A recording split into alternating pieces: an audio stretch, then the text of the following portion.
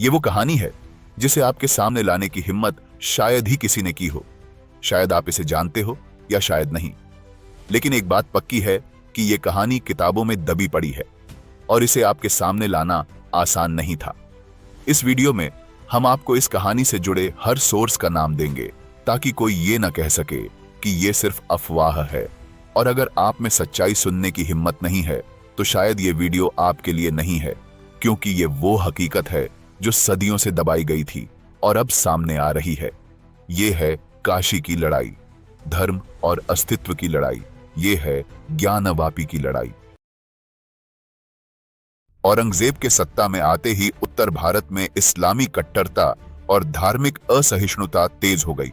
1658 में पिता शाहजहां को कैद कर उसने बादशाहत संभाली और शरीयत आधारित शासन, जजिया कर और हिंदू मंदिरों पर हमले उसकी नीति बन गए। काशी गंगा किनारे बसा पवित्र तीर्थ औरंगजेब के निशाने पर था। काशी विश्वनाथ मंदिर को इस्लामी कानूनों के खिलाफ मानते हुए 1660 के दशक में मुगल अधिकारियों ने मंदिरों की निगरानी, ब्राह्मणों से पूछताछ और धार्मिक आयोजनों पर कंट्रोल शुरू कर दिया। इस दखल से नागा साधु भड़क उठे। शस्त्रधारी नागा अखाड़ों की काशी में मजबूत मौजूदगी थी और उन्होंने इसे धार्मिक आजादी पर हमला माना। 1664 में औरंगजेब के गुप्त आदेश पर मंदिरों की जांच के लिए प्रशासनिक टुकड़ी भेजी गई। नागा साधुओं ने इसका विरोध करने की योजना बना ली। यही टकराव आगे चलकर ज्ञानवापी का युद्ध बना। इस समय काशी में मौजूद प्रमुख अखाड़ों की गुप्त बैठकें शुरू हुईं। कुछ स्रोतों के अनुसार, जैसे the illustrated encyclopedia of Hinduism by James Lochtefeld, इस काल के संघर्ष का संक्षिप्त जिक्र मिलता है, जिसे बाद में बैटल ऑफ ज्ञानवापी कहा गया। यह संघर्ष कब और कैसे शुरू हुआ, इसके लिए 1664 की घटनाओं को क्रम में समझना जरूरी है। मंदिरों के निरीक्षण के नाम पर जो फौजी दबाव बढ़ रहा था, वह धीरे धीरे एक टकराव की स्थिति में बदलने लगा। 1664 की शुरुआत में औरंगजेब के आदेश पर एक विशेष मुगल दस्ते को काशी भेजा गया। इस दस्ते का नेतृत्व एक वरिष्ठ फौजदार द्वारा किया जा रहा था। इनके पास एक साफ हुक्म था, काशी विश्वनाथ मंदिर समेत बाकी बड़े हिंदू स्थलों की धार्मिक गतिविधियों और ढांचे का जायजा लेना और जरूरत पड़ने पर उचित कार्रवाई करना। दस्ता गंगा पार कर राजघाट के निकट पहुंचा और वहां से उन्होंने अपने अभियान की शुरुआत की। स्थानीय मुगल अधिकारी पहले से ही तैयार थे और उनकी मदद से दस्ते ने मंदिर के चारों ओर का सर्वेक्षण आरंभ किया। उन्होंने वहां मौजूद ब्राह्मणों से पूछताछ की, दान पत्रों का परीक्षण किया और मंदिर से जुड़े लेखों की प्रतियां अपने पास जमा करनी शुरू की। इस दौरान नगर के लोगों में बेचैनी फैलने लगी। जन सामान्य के बीच यह बात फैल गई कि मुगल शासन काशी विश्वनाथ मंदिर को भी मथुरा और अन्य जगहों की तरह नष्ट करने की योजना बना रहा है। इसी बीच मंदिर क्षेत्र में सक्रिय नागा साधुओं को भी इसकी खबर मिली। महानिर्वाणी और आनंद अखाड़ा के प्रमुख संतों ने तुरंत बैठक बुलाई। इन बैठकों में यह तय किया गया कि किसी भी तरह का जबरन धार्मिक दखल स्वीकार नहीं किया जाएगा। अखाड़ों ने अपने अस्त्र शस्त्रधारी साधुओं को सतर्क रहने का आदेश दिया। कुछ जगहों पर मुगल सैनिकों और नागा साधुओं के बीच वाद विवाद भी होने लगे। यह झड़पें अभी हिंसात्मक नहीं थीं, लेकिन इनमें भविष्य के संघर्ष की साफ छाया दिखाई देने लगी थी। साधुओं ने साफ कर दिया कि मंदिर क्षेत्र में किसी भी प्रकार की अपवित्रता या छेड़छाड़ को सहन नहीं किया जाएगा। इस बीच मुगल दस्ते ने मंदिर क्षेत्र के पास एक छोटी सी चौकी स्थापित की, जहां से वे गतिविधियों की निगरानी करने लगे। वे आने जाने वाले श्रद्धालुओं की गिनती करते, पुजारियों से पूछताछ करते और मंदिर में आने वाले दान का हिसाब मांगते। यह कार्यवाही सीधे तौर पर स्थानीय धार्मिक व्यवस्था में दखल थी। कुछ इतिहासकारों जैसे यदुनाथ सरकार की अ हिस्ट्री ऑफ दजनामी नागा सन्यासिस ने बताया है कि नागा साधुओं ने केवल धार्मिक नहीं बल्कि फौजी नजरिए से भी अपने संसाधनों को संगठित करना शुरू कर दिया था। स्थानीय जनता, जो पहले केवल दर्शक बनी हुई थी, अब धीरे धीरे नागा साधुओं के पक्ष में संगठित होने लगी। यह सहयोग केवल धार्मिक भावना नहीं था, बल्कि एक तरह का सांस्कृतिक प्रतिरोध था जो काशी की पहचान से जुड़ा हुआ था। सप्ताह दर सप्ताह तनाव बढ़ता गया। मुगल अधिकारी अपने काम में लगे रहे, लेकिन अब वे मंदिर क्षेत्र में जाने से पहले सैनिकों की संख्या बढ़ाने लगे थे। उधर साधु समाज भी अब खुलकर मंदिर की परिधि की रक्षा में खड़ा था। मुगल प्रशासन काशी विश्वनाथ मंदिर के भीतरी क्षेत्र में सीधे प्रवेश का निर्णय लिया। यह आदेश फौजदार के जरिए औरंगजेब के गुप्त दरबारी निर्देशों के तहत आया था, जिसमें साफ तौर पर कहा गया था कि इस्लाम विरोधी गतिविधियों को खत्म करना राज्य की जिम्मेदारी है। इस आदेश के बाद एक विशेष दस्ते ने काशी विश्वनाथ मंदिर के मुख्य प्रवेश द्वार की ओर बढ़ना शुरू किया। उनके साथ कुछ काजी, सरकारी मुंशी और करीब 50 मुगल सैनिक शामिल थे। ये सैनिक तलवार, ढाल और खंजरों से लैस थे, जबकि कुछ के पास गोला बारूद भी था। दस्ते ने मंदिर के प्रांगण में प्रवेश कर वहां के गर्भगृह के पास निरीक्षण करने की कोशिश की। मंदिर के पुजारियों ने इसका विरोध किया और मंदिर के दरवाजे बंद कर दिए गए। इसी बीच करीब 25 नागा साधु वहां पहुंच गए। वे त्रिशूल, भाले और तलवारों से लैस थे और पूरी तरह युद्ध की मुद्रा में थे। ये पहली बार था जब नागा साधु और मुगल सैनिक आमने सामने खड़े थे। हथियारों सहित सैनिकों ने मंदिर परिसर में घुसने की कोशिश की, जबकि साधुओं ने उन्हें पीछे धकेलने का प्रयास किया। एक मुगल सिपाही ने एक पुजारी को धक्का दिया, जिसके तुरंत बाद झड़प शुरू हो गई। नागा साधुओं ने सीधे हथियारों से हमला किया और 3 मुगल सैनिक घायल हो गए। इसके बाद सैनिकों ने भी तलवारें निकाल लीं और मंदिर के मुख्य द्वार के बाहर ही संक्षिप्त युद्ध की स्थिति बन गई। यह टकराव केवल कुछ मिनट चला, लेकिन इसका प्रभाव व्यापक था। मंदिर के आसपास के बाजार बंद हो गए। स्थानीय नागरिकों ने अपने घरों में शरण ली और पूरे इलाके में डर का माहौल बन गया। फौजदार को इस स्थिति की जानकारी दी गई और उसने अतिरिक्त टुकड़ी भेजने का आदेश दिया। इस झड़प के बाद मंदिर क्षेत्र में नागा साधुओं की संख्या बढ़ा दी गई। प्रमुख अखाड़ों ने आपसी समन्वय स्थापित कर पूरे मंदिर परिधि में प्रतिनियुक्तियां तैनात कर दी। वरिष्ठ नागा संतों ने साफ निर्देश दिए कि किसी भी प्रकार की अपवित्रता या विध्वंस का प्रयास अब बलपूर्वक रोका जाएगा। कुछ दिन बाद जब फौजदार की नई टुकड़ी मंदिर क्षेत्र में पहुंची, तो उन्होंने देखा कि अब मंदिर केवल साधुओं से ही नहीं, बल्कि आम नागरिकों से भी संरक्षित हो चुका था। स्थानीय कारीगरों, व्यापारी समाज और ब्राह्मणों ने नागा अखाड़ों का सहयोग करना शुरू कर दिया था। कुछ ब्रिटिश और भारतीय इतिहास लेखों जैसे Sadhus holy man of India by Dolf Hartsuiker में बताया गया है कि नागा साधुओं की यह फौजी भूमिका न केवल धार्मिक सुरक्षा बल्कि सामाजिक प्रतिरोध का भी प्रतीक बन गई थी। हालांकि उस समय मुगल प्रशासन ने इस घटना को बड़े स्तर पर प्रचारित नहीं किया। पहली सशस्त्र झड़प के कुछ ही दिनों के भीतर औरंगजेब को काशी में हुए प्रतिरोध की शुरुआती खबर मिल चुकी थी। फौजदार द्वारा भेजी गई गोपनीय रिपोर्ट में यह दर्ज किया गया कि स्थानीय साधुगण हथियारों से लैस हैं और मंदिर क्षेत्र में सरकारी आदेशों को अमल में लाना मुमकिन नहीं है। इस रिपोर्ट के आधार पर औरंगजेब ने उसी समय एक आदेश जारी किया, जिसमें कहा गया कि अगर जरूरत हो तो बलपूर्वक धार्मिक उद्देश्यों को कंट्रोल किया जाए। साथ ही फौजदार को और ज्यादा सैनिकों और संसाधनों के साथ कार्रवाई तेज करने का निर्देश दिया गया। इस आदेश के बाद मुगल फौज का एक नया दस्ता भेजा गया, जिसमें करीब 150 सैनिक शामिल थे। टुकड़ी को रातों रात काशी पहुंचाया गया और उन्हें हुक्म था कि वे अगली सुबह मंदिर क्षेत्र में दोबारा प्रवेश करें, इस बार ज्यादा दृढ़ता और सैनिक बल के साथ। इस बीच काशी की गलियों में असहज शांति थी। बाजार खुले थे, लेकिन लोगों के चेहरों पर डर साफ था। गंगा घाटों पर सामान्य गतिविधियां सीमित हो गई थीं और मंदिर क्षेत्र में सुरक्षा बढ़ चुकी थी। नागा साधुओं ने इस बदलाव को जल्दी समझ लिया। अखाड़ों ने उस रात सामूहिक रात्रि सभा आयोजित की, जिसमें यह फैसला लिया गया कि किसी भी हालत में मंदिर के गर्भगृह तक दुश्मन को नहीं पहुंचने दिया जाएगा। साधुओं के लिए 3 प्रमुख काम तय किए गए। मुख्य प्रवेश द्वार की सुरक्षा, यहां वरिष्ठ साधु तैनात किए गए। गंगा घाट की निगरानी, ताकि कोई दस्ता पीछे से प्रवेश न कर सके।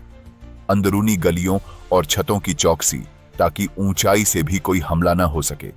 इसके साथ साथ मंदिर के गर्भगृह के अंदर 2 वरिष्ठ संतों को नियुक्त किया गया, जो अंतिम पल तक शिवलिंग की रक्षा करेंगे। 1664 की उस सुबह जब मुगल फौज की दूसरी टुकड़ी मंदिर क्षेत्र में दोबारा प्रवेश करने की तैयारी कर रही थी, तब काशी की जनता की हालत पहले से काफी बदल चुकी थी। प्रातःकाल से पहले ही मंदिर क्षेत्र की ओर जाने वाले ज्यादातर रास्तों पर आम नागरिकों की आवाजाही बढ़ने लगी थी। ये लोग व्यापारी, कारीगर, शिक्षक, ब्राह्मण, गृहस्थ, अलग अलग सामाजिक वर्गों से थे। उनके हाथों में कोई हथियार नहीं थे, पर उनके हाव भाव से यह साफ था कि वे साधुओं के पक्ष में खड़े हैं। कुछ लोग रसद सामग्री ला रहे थे, कुछ चुपचाप मंदिर परिसर के आसपास डेरा डाल रहे थे। नागा साधु इस जनसमर्थन को लेकर पूरी तरह चौकस थे। उन्होंने नागरिकों को साफ किया कि युद्ध कार्य में वे सीधे भाग न लें, लेकिन रसद, खबर और देखरेख में मदद करें। इस सामाजिक एकजुटता का असर यह हुआ कि मुगल दस्ते को मंदिर क्षेत्र की ओर बढ़ने में रुकावट आने लगी। जिन रास्तों से फौज को प्रवेश करना था, वहां नागरिक धीरे धीरे खड़े होने लगे। किसी ने हिंसा नहीं की, पर मौन विरोध इतना साफ था कि मुगल अधिकारियों को फौजी बल का इस्तेमाल करने में हिचकिचाहट होने लगी। यह वही पल था जहां औरंगजेब की धार्मिक कंट्रोल नीति को स्थानीय सामाजिक और सांस्कृतिक सच्चाइयों से सीधा टकराव हो रहा था। इस हालत को देखते हुए मुगल दस्ते ने दो चालें बनाई। एक छोटा दल चुपचाप मंदिर के पीछे के रास्ते से घुसने की कोशिश करेगा, जबकि मुख्य बल सामने से साधुओं का ध्यान बटाएगा। चुपचाप आने वाली टुकड़ी की खबर एक स्थानीय दास व्यापारी के जरिए नागा साधुओं को मिल गई। उसने देखा कि करीब 25 मुगल सैनिक एक सुनसान गली से होते हुए पीछे के रास्ते पर बढ़ रहे हैं। वह खबर लेकर तुरंत मंदिर परिसर में पहुंचा, जहां आनंद अखाड़ा के प्रमुख ने फैसला लिया कि उस रास्ते पर घेराबंदी कर दी जाए। रात होते ही आनंद अखाड़ा के 20 से ज्यादा योद्धा साधु मंदिर के दक्षिणी किनारे पर तैनात हो गए। उन्होंने दीवारों के नीचे, कूड़े के ढेरों के पीछे और कुछ पुरानी दुकानों की छतों पर छिपकर मोर्चा ले लिया। उनके पास लाठियां, तलवारें, त्रिशूल और गरम रेत के कटोरे थे, जिनका इस्तेमाल वे छोटी गलियों में घुसपैठ रोकने के लिए करते थे। उधर मुख्य प्रवेश द्वार पर जूना और महानिर्वाणी अखाड़े के वरिष्ठ साधु तैनात थे। उन्होंने मंदिर के प्रवेश द्वार को पूरी तरह बंद कर दिया था और वहां दिन भर आने जाने वाले नागरिकों को सीमित कर दिया गया था। अब परिसर एक फौजी नजरिए से सुरक्षित किला बन चुका था। इस दौरान ब्राह्मण समाज और वैश्य संगठनों ने साधुओं को यह सुझाव दिया कि दुश्मन की हरकत पर तुरंत प्रतिक्रिया देने के लिए शंख, नगाड़ा और आवाज संकेत प्रणाली का इस्तेमाल किया जाए। यह सुझाव तुरंत लागू किया गया। मंदिर परिसर में 4 जगहों पर खास ध्वनि संकेतक तैनात किए गए। मुगल पक्ष को यह पता नहीं था कि उनकी चाल पहले से ही पकड़ ली गई है। वे इस भ्रम में थे कि मुख्य द्वार पर साधुओं की भारी तैनाती का मतलब है कि पीछे का रास्ता कमजोर है। यह रणनीतिक भूल अगले ही दिन जानलेवा साबित होने वाली थी। अगली सुबह प्रातः करीब 5 बजे मुख्य प्रवेश द्वार की ओर से करीब 80 सैनिकों का दल तेजी से मंदिर की ओर बढ़ा। कुछ सैनिकों के पास गंधक मिश्रित बारूद की छोटी पोटलियां थीं, जिन्हें वे मंदिर द्वार के पास फेंकने की योजना बना रहे थे। यह टुकड़ी नारे लगाते हुए मंदिर द्वार की ओर बढ़ी। शाही हुक्म के मुताबिक कार्रवाई, काजी का हुक्म लागू करो। मुख्य द्वार पर तैनात नागा साधु, जो पहले से तैयार थे, तुरंत मोर्चे पर आ गए। करीब 40 साधु तुरंत मोर्चे पर तैनात हो गए। उन्होंने मंदिर द्वार की सीढ़ियों पर त्रिशूल गाड़ दिए और अपनी स्थिति मजबूत की। जैसे ही मुगल सैनिक मंदिर की सीढ़ियों तक पहुंचे, साधुओं ने पहले उन्हें चेतावनी दी, लेकिन जब सैनिकों ने हमला किया, तब साधुओं ने जोरदार प्रतिरोध किया। मंदिर की सीढ़ियों पर दोनों पक्षों के बीच तलवारों की टक्कर, त्रिशूल के प्रहार और ढालों की गूंज गूंजने लगी। वीडियो कंटिन्यू करने से पहले अगर आपको हमारा रिसर्च अच्छा लगे तो नीचे डिस्क्रिप्शन में दिए लिंक से सपोर्ट करें। अब वापस चलते हैं वीडियो पर। इसी समय पीछे के रास्ते से भेजी गई दूसरी टुकड़ी करीब 25 सैनिकों के साथ मंदिर की पिछली दीवार के पास पहुंच चुकी थी। वे छिपे हुए रास्ते से अंदर आने की कोशिश कर रहे थे, लेकिन साधुओं ने पहले से वहां घेराबंदी कर रखी थी। जैसे ही मुगल सैनिक दीवार पार कर अंदर घुसे, वैसा ही इशारा पहले से तय ध्वनि संकेत से हो गया। एक तेज शंखनाद पूरे मंदिर परिसर में गूंज उठा। इसके बाद ढोल और घंटियों की आवाज से सभी साधु अपने अपने मोर्चे पर तुरंत सतर्क हो गए। पीछे की ओर से घुसे सैनिकों को छतों से गर्म रेत फेंकी गई और नीचे छिपे साधुओं ने त्रिशूलों और तलवारों से सीधा हमला किया। कुछ सैनिक दीवार से कूदते ही घायल हो गए और बाकी पीछे भागने लगे। युद्ध शुरू होते ही स्थानीय नागरिकों, दुकानदारों और तीर्थयात्रियों में तुरंत हलचल मच गई। गलियों में अफरा तफरी फैल गई और लोग अपने परिवारों को लेकर सुरक्षित जगहों की ओर भागने लगे। पर कुछ नागरिक, खासकर वे जो पहले से नागा साधुओं के संपर्क में थे, वहीं रुक गए और मदद करने के लिए आगे आए। इसी बीच मंदिर की सीढ़ियों पर चल रही मुख्य झड़प में हालत और भी गंभीर होती जा रही थी। सैनिकों ने एक बार बारूद की थैलियां फेंकने की कोशिश की, लेकिन मंदिर परिसर में फैली नमी और घनत्व की वजह से उसका असर नहीं हुआ। मुगल अधिकारियों ने यह सोचकर कि मंदिर के भीतर फंसे सैनिकों को बाहर निकालने के लिए दबाव डालना जरूरी है, शहर की दूसरी गलियों से एक और दल भेजा। करीब 30 सैनिक दक्षिणी रास्ते से मंदिर के पास की गलियों में घुस गए, जिनमें से कुछ ने स्थानीय दुकानों को जबरन बंद करवाया और लोगों को डराने की कोशिश की। यह बर्ताव सीधे तौर पर लोगों के विरोध को और भड़काने वाला साबित हुआ। कुछ जगहों पर नागरिकों और सैनिकों के बीच हाथापाई की घटनाएं भी हुईं। नागा साधुओं की सूचना प्रणाली ने तुरंत इस नई स्थिति को पहचाना और मंदिर परिसर से बाहर 2 छोटे समूह भेजे गए, जो गलियों में इन सैनिकों को रोकने लगे। शाम तक यह हालत बन गई थी कि मुगल फौज को अपने सभी रास्तों पर विरोध मिल रहा था। मुख्य द्वार पर करीब 4 घंटे तक चली भिड़ंत में मुगल सैनिकों की थकान, उलझन और चोटें साफ दिखाई देने लगी थीं। साधुओं के बीच अनुशासन और रणनीति लगातार असरदार साबित हो रही थी। उनका एक छोटा समूह सामने लड़ाई में व्यस्त रहता, जबकि दूसरा समूह पीछे हटकर घायल साथियों की जगह लेता। इस तरह अखाड़ा प्रणाली की चक्रगत युद्ध पद्धति कामयाब साबित हो रही थी। इसी बीच मंदिर के पीछे घुसी हुई मुगल टुकड़ी ने आत्मसमर्पण की कोशिश की, जबकि बाकी दीवारों से कूदकर भागने लगे। कई घायल हो गए और कुछ गंगा की ओर भागते समय नदी में डूब भी गए।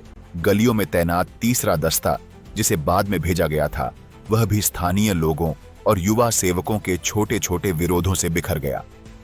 कई जगहों पर लोगों ने पत्थरबाजी की और मुगल सैनिकों को गलियों से बाहर निकलने पर मजबूर कर दिया। रात होते होते फौजदार को साफ हो गया कि बिना और ज्यादा बल और तोपखाने के मंदिर पर कब्जा करना मुमकिन नहीं है। इन हालात को देखते हुए फौजदार ने अगले दिन सुबह अपने सैनिकों को मंदिर क्षेत्र से पीछे हटने का हुक्म दिया। यह पीछे हटना एक तरह की अघोषित हार थी। किसी शाही ऐलान के बिना ही मुगल प्रशासन ने काशी विश्वनाथ मंदिर पर तुरंत कार्रवाई रोक दी और फौजदार ने इस नाकाम अभियान की रिपोर्ट औरंगजेब को भेजी।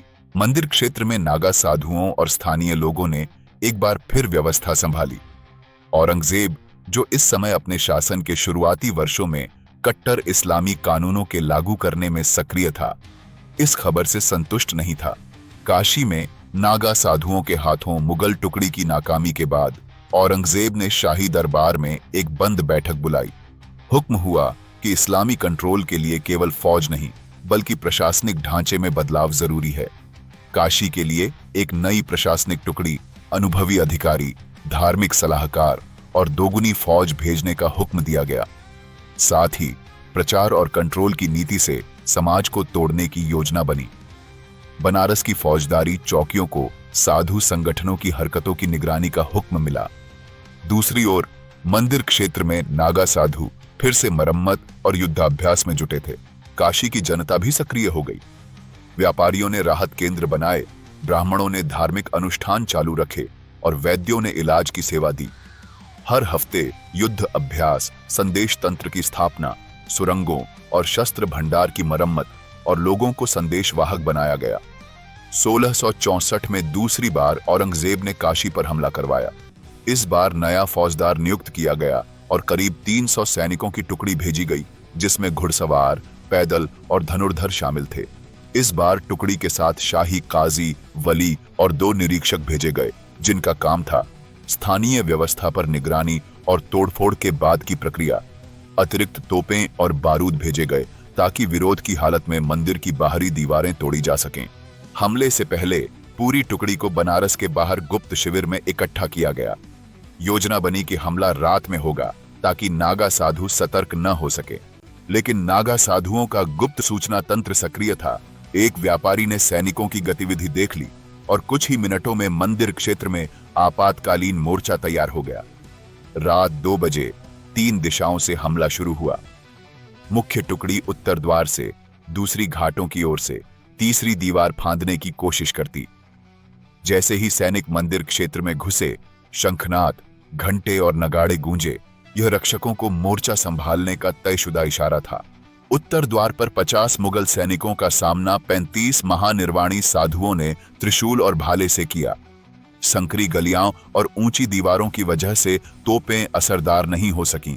घाट की ओर आने वाली टुकड़ी को आनंद अखाड़े के साधुओं ने आग और गर्म तेल से रोका। कई सैनिक गंगा में कूद गए। तीसरी टुकड़ी को जूना अखाड़े के साधुओं ने छतों से पत्थर और नीचे से त्रिशूल से घेर लिया। 3 घंटे की लड़ाई में 100 से ज्यादा मुगल सैनिक मारे या घायल हुए। 25 बंदी बना लिए गए। साधुओं की ओर से 10 घायल हुए। 4 वीरगति को प्राप्त हुए। मुगल टुकड़ी को पीछे हटने का हुक्म मिला। अधिकारियों ने मान लिया, जब तक साधु संगठित हैं, मंदिर क्षेत्र में घुसना मुमकिन नहीं है। लेकिन तीसरी टुकड़ी का एक छोटा दल उत्तर दिशा से दीवार फांदकर गर्भगृह तक पहुंच गया। उनका मकसद था शिवलिंग को तोड़ना। आनंद अखाड़ा के संतों ने तुरंत शिवलिंग के चारों ओर 20 हथियारबंद साधुओं का मानव घेरा बना दिया। जब सैनिकों ने सीढ़ियां चढ़ी, उन्होंने कहा, यह शाही हुक्म है। जवाब मिला, यह भूमि केवल महादेव की है, यहां कोई बादशाह नहीं। इसके बाद मंदिर के भीतर संकरे मंडपों में जबरदस्त आमने सामने की लड़ाई हुई। कोई पीछे नहीं हटा। यह सिर्फ लड़ाई नहीं, धर्म की रक्षा का एक जीता जागता उदाहरण बन गया। विलियम पिंच की किताब Warrior Aesthetics and Indian Empires के मुताबिक काशी के गर्भगृह में 9 नागा साधुओं के मृत्यु दल ने आखिरी मोर्चा संभाला। 3 ने एक मुगल अधिकारी को मार गिराया, जबकि बाकी ने शिवलिंग के सामने दीवार से पीठ टिकाकर प्राणों की आहुति दी। लेकिन मुगल सैनिकों को शिवलिंग तोड़ने नहीं दिया।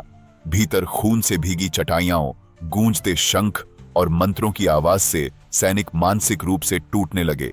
एक दल ने फिर से भीतर घुसने की कोशिश की, लेकिन साधुओं ने उसे मार दिया।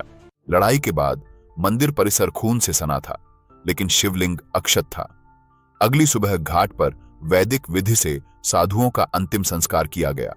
यह पल लोगों के लिए प्रतीक बन गया कि फौज चाहे जितनी बड़ी हो, मंदिर की रक्षा समाज के धर्म, संगठन और बलिदान से होती है। मुगल सैनिकों को पीछे हटना पड़ा। अधिकारी रिपोर्ट में लिखते हैं, काशी का मंदिर एक इमारत नहीं, एक संगठित सामाजिक किला है। औरंगजेब ने कोई सार्वजनिक बयान नहीं दिया, लेकिन अंदर ही तय किया कि जब तक हालत अनुकूल न हो, काशी पर सीधा हमला नहीं किया जाएगा। 2 साल तक गुप्तचरों ने साधु, ब्राह्मण और व्यापारी वर्ग की खबरें भेजी। फारसी खतों में बनारस को दर उल हर्ब फी बनारस कहा गया, एक ऐसा इलाका जहां शाही हुक्म नहीं चलते। इसके बाद मुगलों ने सीधा हमला छोड़ धीरे धीरे प्रशासनिक और धार्मिक दमन शुरू किया, जैसे जजिया वसूली तेज करना, मंदिर दान पर निगरानी, ब्राह्मणों के समूहों पर कंट्रोल।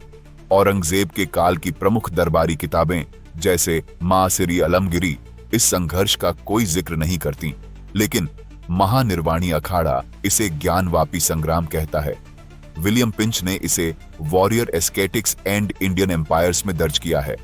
वैष्णव भक्तमाल परंपरा में इसे शैवों की धर्म रक्षा कहा गया। ये कहानी सिर्फ एक मंदिर की नहीं है, ये उस जमीन की कहानी है जहां आस्था को मिटाने की कोशिश की गई थी, पर नाकामी ही इतिहास बनी। ये कहानी उन साधुओं की है जो त्रिशूल लेकर खड़े हो गए थे, उन ब्राह्मणों की है जिन्होंने मंदिर की देहरी पर अपने प्राण दे दिए, और उन आम लोगों की है जिनके हाथों में भले ही तलवार न थी, पर दिलों में आग थी। याद रखिए कि ये सिर्फ इतिहास नहीं, ये हमारी पहचान है, और जब तक हमारी नसों में ये आग है, तब तक कोई औरंगजेब, कोई बादशाह, कोई हुकूमत हमें मिटा नहीं सकती। ये कहानी खत्म नहीं होगी, क्योंकि ये वो कहानी है जो जब भी दबाई जाएगी वो और जोर से गूंजेगी। इस वीडियो को देखने के लिए धन्यवाद। मिलते हैं अगली बार। प्लीज लाइक करें, शेयर करें और सब्सक्राइब करें। जय हिंद, जय भारत।